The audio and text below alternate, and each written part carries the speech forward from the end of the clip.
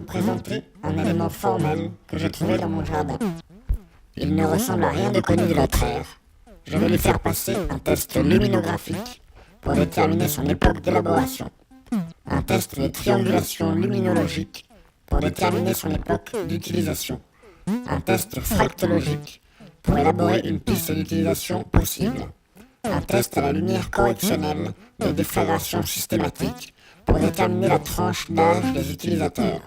Un test de fragmentation électroluminescente pour évaluer la résistance de l'objet évalué selon une échelle de Fochter. Un test de radioélectroactivité pour déterminer le taux d'éléments ultra-actifs qui composent l'élément étudié. Je finirai par une analyse formelle de la chose. Commençons par le test luminographique. Il révèle une époque d'élaboration lointaine, très lointaine. Il semblerait que cet objet ait été élaboré il y a 20 ou 30 siècles, c'est-à-dire entre 2800 avant le pétroscure et 1800 avant le pétroscure. Le test de triangulation luminologique nous confirme que l'utilisation de cette forme date de 2800 avant le pétroscure ou 1800 avant le pétroscure, plus précisément vers 2100 avant le pétroscure. Le test fractologique nous indique qu'il serait utilisé à des fins personnelles, quotidiennes ou hebdomadaires, et qu'il agirait de manière aléatoire sur les phases de deux lunes de cette époque. Le test à la lumière correctionnelle de déflagration systématique nous indique que les probables utilisateurs seraient une espèce disparue depuis, désignée par le terme ancien Numanus, Humanaïs, Nomalis, Arrogantos, Huméris ou même humain. Le test de fragmentation électroluminescente indique une résistance élevée au choc ultra-intratemporel, soit 0,2, 4, 3, 5, 6, 6, 7, 8, 6, 9, 9, 9, 7, 5, 4, 4, 6, 6, 7, 8, 6 Fochters. Le test de radioélectroactivité nous indique un taux d'éléments ultraactifs nul.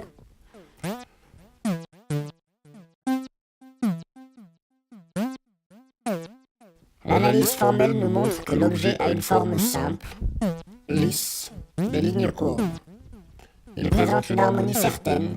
La partie inférieure se détache de la partie supérieure par sa complexité. La face inférieure présente plusieurs particularités. Une cavité brillante ressemblant à un œil ou une cavité corporelle quelconque.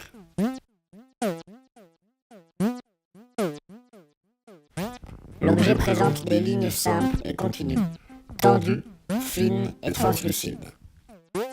La face intérieure semble pouvoir s'ouvrir par le biais d'un bouton poussoir, sûrement pour atteindre le système intérieur de l'objet.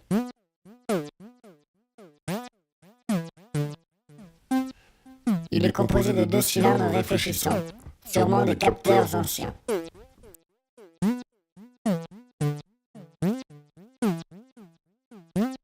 Des inscriptions incompréhensibles sont gravées sur les 2 côtés de la façade amovible.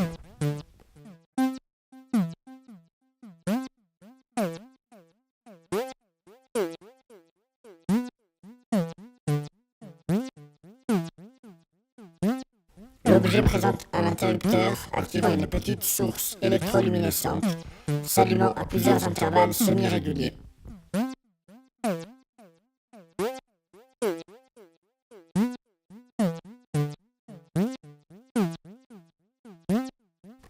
La cavité précédemment décrite semble briller.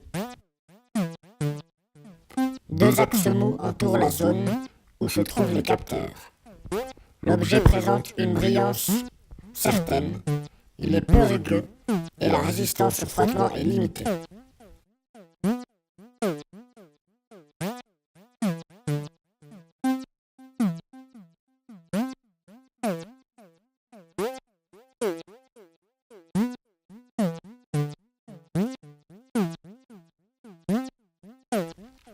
Lorsque l'on exerce une pression sur les côtés avant de l'objet, un petit son est émis, sûrement pour activer une fonction propre à cet objet.